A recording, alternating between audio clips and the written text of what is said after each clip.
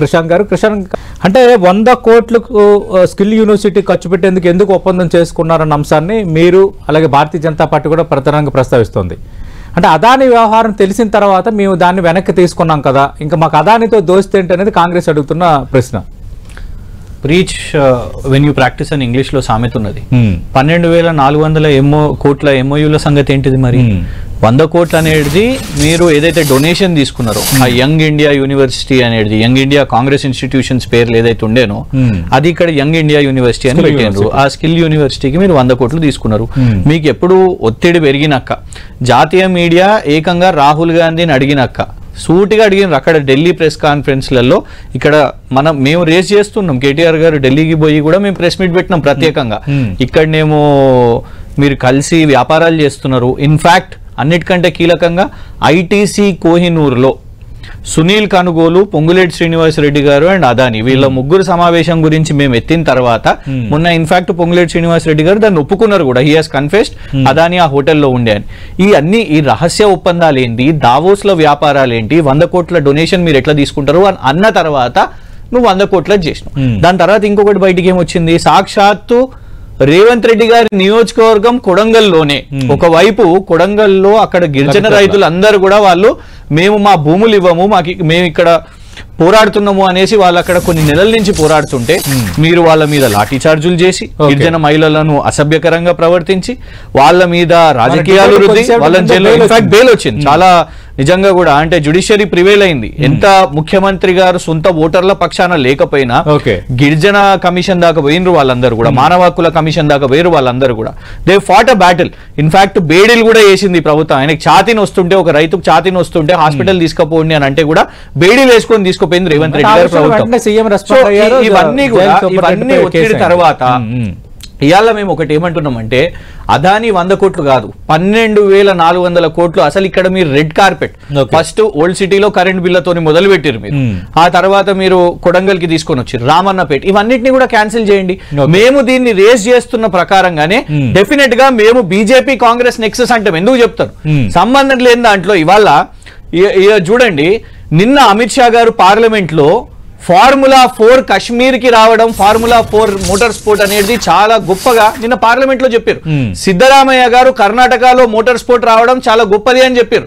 దేశవ్యాప్తంగా మీరు చూడండి, ఇతర రాష్ట్రాల్లో తమిళనాడులో కాంగ్రెస్ డిఎంకే అలయన్స్ ప్రభుత్వం ఉన్నది, అక్కడ Formula-4 రేస్ వస్తుంది. కానీ ఇక్కడ మనం ఆ రేసు తీసుకొని వచ్చినందుకు గవర్నర్ గారి త్రూ ఇవాళ జైల్లో వేయడానికి ప్రయత్నం చేస్తున్నారంటే కేవలం ఎందుకు?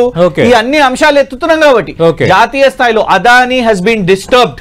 అదానీ రేవంత్ బాయ్ ఇంకొకటి సూటిగా చెప్తామండి, పార్లమెంట్ లో రాహుల్ గాంధీ గారు ఏమో డ్రామాలు చేయొచ్చు, రీల్స్ చేయొచ్చు, వీడియోలు చేయొచ్చు, టీ షర్ట్లు వేసుకోవచ్చు, నరేంద్ర మోదీ గారి ఫోటో అండ్ అదానీ ఫోటో వేసుకోవచ్చు. కానీ ఇక్కడ తెలంగాణ అసెంబ్లీలో అదే అదానీ రేవంత్ ఏదైతే వాళ్ళిద్దరు కలిసి ఎంఓయూలు ఒప్పందం చేసుకున్నారో, ఏదైతే 100 కోట్లది ఉన్నదో అది మేము చేస్తే ఎందుకు ఇక్కడ యాక్సెప్ట్ చేయరు? అక్కడ ఒక రూల్, పార్లమెంట్ లో ఒక రూల్, తెలంగాణ అసెంబ్లీలో ఒక రూల్. కేవలం 100 కోట్ల కృష్ణ గారు డిబేట్ క్లోజ్ చేసే ముందు ఇప్పుడు మీరు 12,400 కోట్ల డీల్స్ జరిగాయి అంటున్నారు. ఇప్పుడు ఇంత జరిగిన తర్వాత ప్రభుత్వం ఆ విషయంలో ముందు అడుగు వేసే ఛాన్స్ లేదు ఒకటి. రెండోది, మీరు చెప్తున్న డీల్స్ పూర్తిగా అవాస్తవం అని పదే పదే ముఖ్యమంత్రి నుంచి మంత్రులు కూడా చాలా మంది మాట్లాడుతున్నారు. బట్ అదే సందర్భంలో ఎవరైనా పెట్టుబడులు పెట్టచ్చు, ఎవరైనా రాష్ట్రాలకు సంబంధించి ప్రాజెక్టుల నిర్మాణానికి సంబంధించి ఎవరైనా ముందుకు రావచ్చు అన్న అంశాన్ని కూడా ముఖ్యమంత్రి ఆ మధ్యన మీడియా సమావేశంలో మాట్లాడారు. సతీష్ గారు, ఎవరైనా పెట్టవచ్చు కరెక్టే, కానీ మీ నాయకుడు, మీ అధినేత, మీ స్టార్ క్యాంపెయినర్, మీ ఏఐసిసి రాహుల్ గాంధీ గారు అదాని ఆయన దొంగ అని చెప్పి ఆయన అరెస్ట్ చేయాలని చెప్పిన దాన్ని ఉంటే డబుల్ స్టాండర్డ్స్ ఎందుకు కాంగ్రెస్ పార్టీ చేస్తుంది అని ఈ అనౌన్స్మెంట్స్ అన్ని మీరు కదా చేసింది. డావోస్ లో మీరు చేసిర్రు, ఇక్కడ మీరు చేసిర్రు, ఇవన్నీ కూడా మీరు చేసిర్రు కాబట్టి మేము క్వశ్చన్ చేస్తున్నాం. మేము ఉట్టి పొలిటికల్ ఆరోపణలు చేస్తలేం. మేము ఏమంటున్నామంటే మేము మ్యాక్స్ బిఎన్ ఫార్మా గురించి మొన్న అడిగినాము, ఈడీకి ఇచ్చినాము, ఎందుకు దాని మీద చేయలేదు మీరు? అమృత్ కాంట్రాక్ట్ గురించి కేంద్రాన్ని అడిగినాం మేము, 1,137 కోట్ల కాంట్రాక్టు, దాని మీద మీరు ఎందుకు చేస్తలేరు? ఇవన్నీ కూడా పక్కన పెట్టండి. సాక్షాత్తు నరేంద్ర మోదీ గారే కమిషన్లు తింటుండ్రు, ఆర్ఆర్ ట్యాక్స్ నడుస్తుంది ఇక్కడ అనేది అన్నారు. మా మీదనేమో ఇంత స్పీడ్ గా గవర్నర్ గారితోనేమో మా మీద పెట్టిస్తారు, జైలు వేయాలని ప్రయత్నం చేస్తారు. కానీ ఎందుకు మరి రేవంత్ రెడ్డి గారి అక్రమాల గురించి మీరెందుకు విచారణ చేపడతలేరు? ఇవి పొలిటికల్ అక్యూజేషన్స్ కాదు, ఇవి వాళ్ళ చాలా స్పష్టంగా కనబడుతున్నాయి.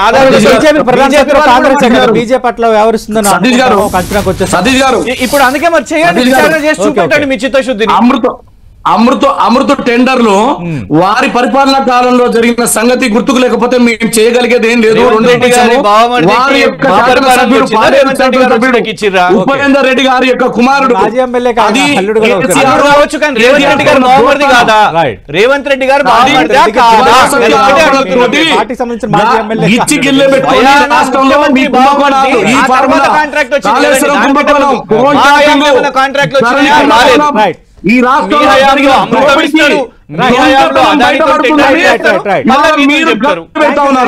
మీకు దొంగతనం బయటపడుతుందని, మీరు దోచుకున్న దోపిడీ బయటపడుతుందని ఆరోపణలు చేస్తున్న కేంద్రం కానీ కేంద్రంలో ఉన్న ఎన్డీఏ ప్రభుత్వం కానీ ఎందుకు రెస్పాండ్ అవ్వట్లేదని బీఆర్ఎస్ అడుగుతోంది. ఫైనల్ గా ఏం చెప్తారు ప్రకాష్ రెడ్డి గారు? టీఆర్ఎస్ ఆరోపణలు వేసింది, రాజకీయ ఆరోపణలు వేసింది. ఆరోపణలు వేసిన పథకంలో కేసు పెట్టేసిందా? గతంలో కాంగ్రెస్ కూడా బీజేపీ ఏమనుకోకండి, మహేశ్వర్ రెడ్డి గారు కూడా పెట్టారు కదా సార్. మహేశ్వర్ రెడ్డి గారు కూడా ఉత్తారోపణ మరి యాక్చువల్లీ మరి శోధా గురించి ఆయన కదా ఎత్తింది. ప్రతి ఆరోపణలకు ఆరోపణలు ఉత్తివి కాదు, దానికి న్యాయస్థానం ముందు నిలబడాలన్నా, సంవత్సరం ముందు నిలబడాలన్నా ప్రాథమిక సాక్ష్యాలు ఉండాలనేటువంటి అంశం చాలా ముఖ్యమైనది. కాబట్టి ప్రాథమిక సాక్ష్యాలు ఉంటే మేము కూడా సేకరిస్తాం. ప్రాథమిక సాక్ష్యాలు సేకరించి తప్పకుండా ఎక్కడ కమిషన్ జరిగినా మీరు కాంగ్రెస్ పార్టీ వచ్చిన తర్వాత కేసు వేశారు. అట్లాంటి ప్రాథమిక ఆధారాలు వచ్చి మేము గతంలో కూడా అనుకున్నాం, ప్రాథమిక ఆధారాలు చాలా తరపులో కేసులు వేసినాం. అటువంటి కేసులు అవసరం వచ్చినప్పుడు తప్పకుండా మేము వేస్తాం, తప్పకుండా ఫైట్ చేస్తాం ప్రజల పక్షం. ప్రజల నిధుల ప్రజలకు ప్రభుత్వం రక్షణగా ఉండాలి, ప్రజల నిధులకు ప్రజలు కట్టే పన్నుకు వాళ్ళు బాధ్యత వహించాలనుకున్నాం.